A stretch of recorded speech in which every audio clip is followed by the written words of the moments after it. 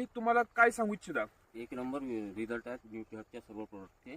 मी सुरुवातीला याची ड्रिंचिंग केली ह्युमाकेल आणि फॉस्फेटियल.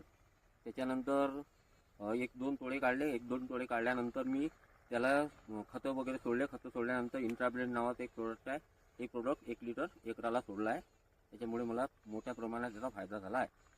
शेतकरी बंधूंनो, मी नक्कीच सांगतो की वॅक्सिनेशन झालं पाहिजे. जे पण एकदा व्हेजिटेबल आपण ट्रान्सप्लांट केलं त्या ठिकाणी वॅक्सिनेशन झालं. राजेंद्र दादांनी या ठिकाणी ह्युमाकेल फॉस्फेटिलचं वॅक्सिनेशन केलं आहे.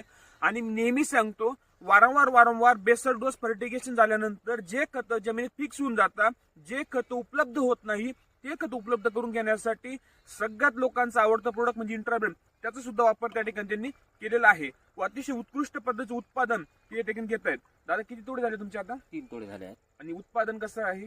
उत्पादन छान आहे, समाधानकारक आहे. समाधानकारक. तुम्ही शेतकऱ्यांना काय सांगू इच्छिता? आपण इंट्राब्लेंड आणि न्यूट्रिहबचे प्रोडक्ट जे आहेत ते वापरल्यानंतर आपल्याला चांगल्या प्रकारे रिझल्ट मिळू शकतात असं मला वाटते. त्याच्यामुळे वापरावे, माझी अशी इच्छा आहे. तर मी शेतकऱ्यांना आवाहन करतो की जे शेतकरी भाजीपाला, कलिंगड, खरबूज रब्बीमध्ये ज्या पिकांचं ते लागवड करत असतील किंवा ट्रान्सप्लांट करत असतील त्यांनी सुद्धा न्यूट्रिहबचं वॅक्सिनेशन असेल, ह्युमाकेल फॉस्फेटिल, त्याचबरोबर इंट्राब्लेंड असेल या प्रोडक्टचा वापर करावा आणि आपलं उत्पादन वाढावं. धन्यवाद.